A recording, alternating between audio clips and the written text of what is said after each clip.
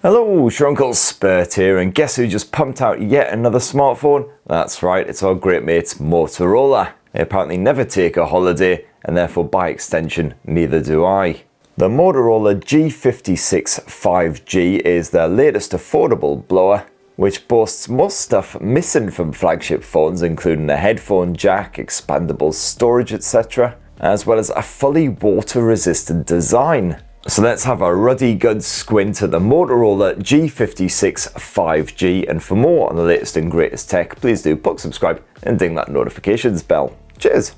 So first question is, what do you get in the box besides of course the Moto G? Oh well, you've got your quick start guide and pokey SIM pin, a USB Type A to Type C charging cable, and the Moto G56 actually came pre-sheathed in a condom case to help protect your precious new purchase without completely covering up that lovely design.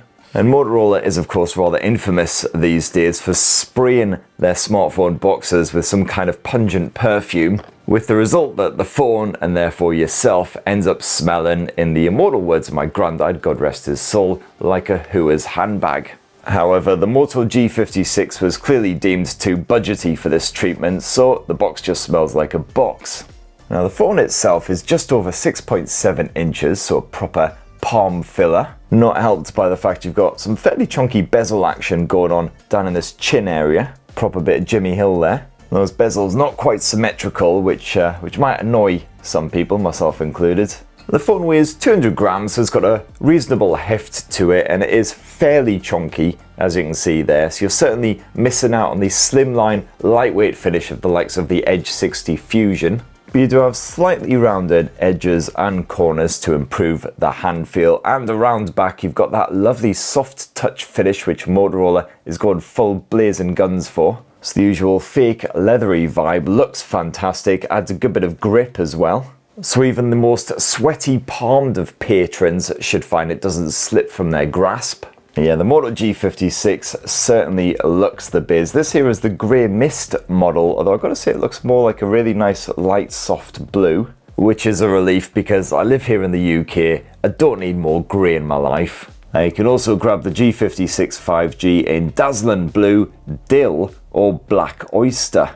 Black oyster really does not sound appetizing at all. That sounds like a one-way trip to diarrhea town. And of course, as usual, they're all Pantone approved colours, so yeah, a nice little selection of hues. And of course, one of the other benefits of this soft touch matte surface is the fact that it doesn't tend to get grubby. You get the occasional bit of fluff or cack sticking to that surface, just give it a bit of a brushing off, it's all good.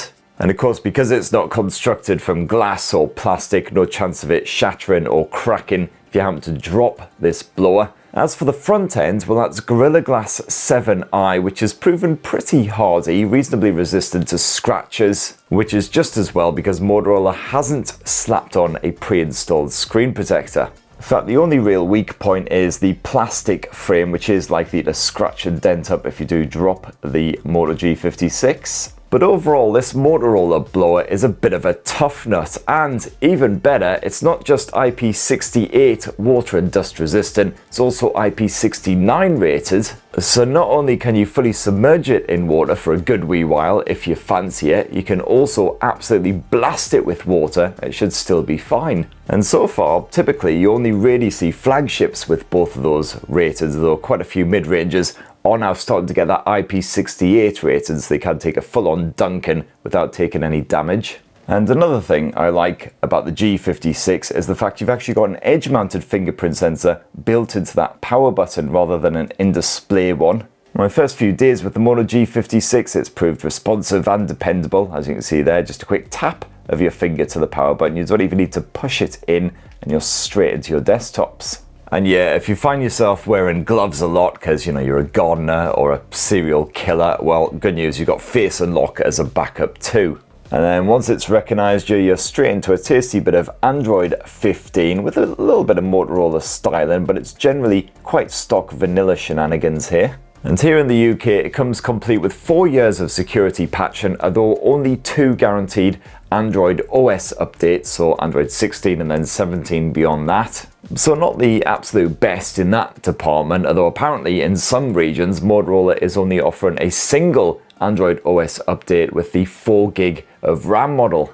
Unfortunately, there is a wee bit of crapware chucked on here, like sort of Amazon Music, Temu, if you like suspiciously cheap produce, and stuff like Facebook and some random crappy games. Good bit of balls sorting, apparently. If I want my balls sorted, I usually just speak to your mum. And thankfully, most of this can be deleted off, although it does take a little bit of extra effort compared with simply hitting uninstall. But in less grumbly news, you do at least get 256 gigs of storage stuffed in this thing by default here in Blighty, which is more generous than the likes of an iPhone will offer up. And you can expand that via microSD memory cards up to 2 terabytes. And in even better news, it's not just physical SIMs that the Moto G56 supports. You jump on into the SIM section, you've also got eSIM support. And the Moto G56 offers up pretty much all of the regular Moto apps, including the one that's simply called Moto, which allows you to quickly and easily customize your G56. Got all the usual lovely gesture shenanigans. Got Moto Secure, which is packed full of great tools to help keep you safe. And a decent wee gaming mode, which I'll bang on about later. Yes, all the usual classics, including good old Smart Connect. So you can quickly pair up with your laptop, use this thing as your laptop's webcam, all kinds of stuff. You got family space on here if you're handing it off to a sprog to get them to shut the hell up for a lovely road trip. Overall, it is a decent wee suite, offering some genuinely useful bonus bits on top of the regular Android tools. However, no Motorola AI slapped on here, which you will find on the fresh new Motorola Edge 60 series smartphones. Again, some of those bits pretty good, although it is still early days, so some of them do need a little bit of extra work. I guess those AI bits couldn't be handled by the chipset which runs the show here on the G56. Now, Motorola has slapped an LCD display instead of an OLED panel onto the Motorola G56 5G. Typically a more basic, budget-friendly bit of display tech, but it's a perfectly good-looking panel here on the G56, with the added benefit that it won't give a migraine to anyone who's sensitive to that OLED flicker. It's a full HD display, 2400 by 1080 pixel resolution, so visuals reasonably crisp despite the fact it is a spacious 6.72-inch screen. As always, you can mess about with the color output. I quite like the vivid default mode. Means those colours are reasonably punchy. The contrast ain't bad, though naturally you don't get those super deep blacks of an OLED screen, and there's bugger all HDR support in the likes of Netflix. But the screen is just about bright enough to use outside on a reasonably sunny day, and you got 120Hz refresh rate support. And the usual nightlight shenanigans, which can be scheduled to come on in the evenings, that just filters the blue light to avoid ruining your eyeballs. And the Moto G56 5G also sports a stereo speaker setup that won't exactly perforate your eardrums on maximum volume, but it's got a reasonable kick to it. That earpiece speaker not quite as powerful as the bottom edge-mounted blaster, but you get a reasonably balanced sound all the same. Could use a bit more bass, a bit more oomph, but it's okay. The Bluetooth streaming works absolutely fine, and good news, you do actually have a headphone jack slapped on that bottom edge as well, an increasingly endangered species, so you can get jacked in if you want to. And yes, you do have a good bit of Dolby Atmos as usual. Motorola tends to slap that on its even more budget-friendly smartphones. Now, the brains of the Motorola G56 5G is apparently MediaTek's fresh new Dimensity 7060 chipset, of which there's not a huge amount of information online. This appears to be the first smartphone to come with that chipset stuffed inside.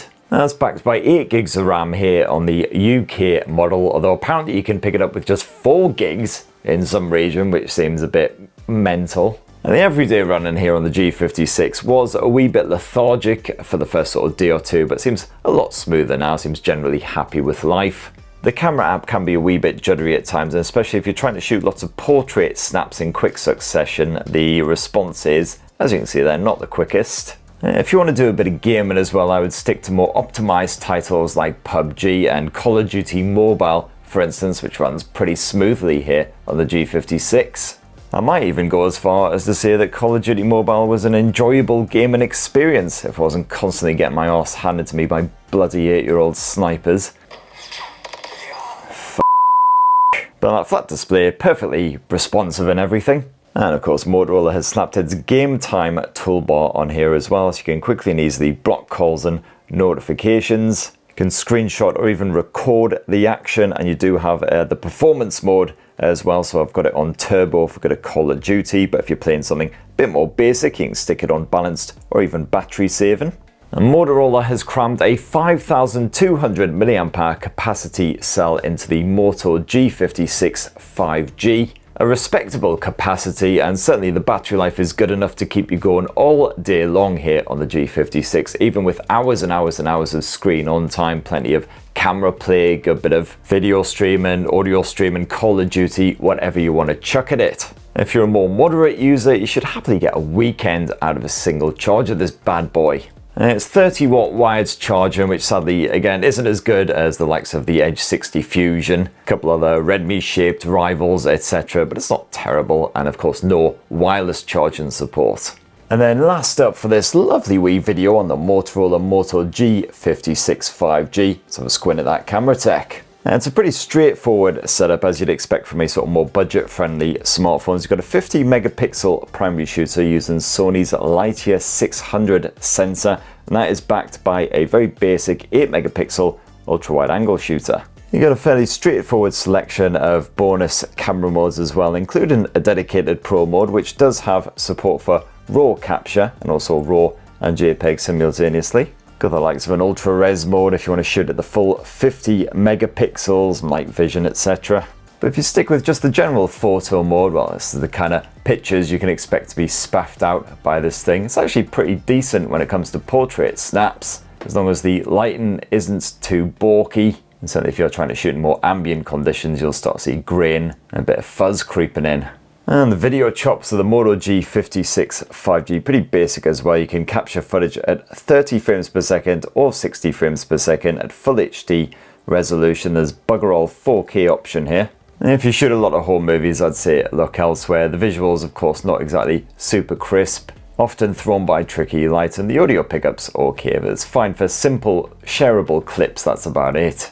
And then around the front end of the Motorola Moto G56 5G, you've got yourself a 32 megapixel selfie cam, which again can capture video at full HD 1080p resolution, but there is again no 4K option, not even a 60 frames per second option with this one. And, you know, it works for your video chats online, catching up with the folks back home, whatever, but yeah, I'd leave it at that. And there you have it, my lovelies. That in a tasty wee nutshell is the fresh new Motorola Moto G56 5G. And boasts all those features that budget phones often offer that flagship phones do not, including expandable storage and a good bit of headphone jack action, as well as full water resistance, which is pretty rare at this sort of price point. No OLED display, but that LCD panel's pretty decent. You got your stereo speaker setup. The performance is fine for simple gaming and everyday tasks, and the battery life is solid too. Just a few wee foibles like the lack of long-term OS support, although to be fair, this sort of price point, again, that's fairly standard.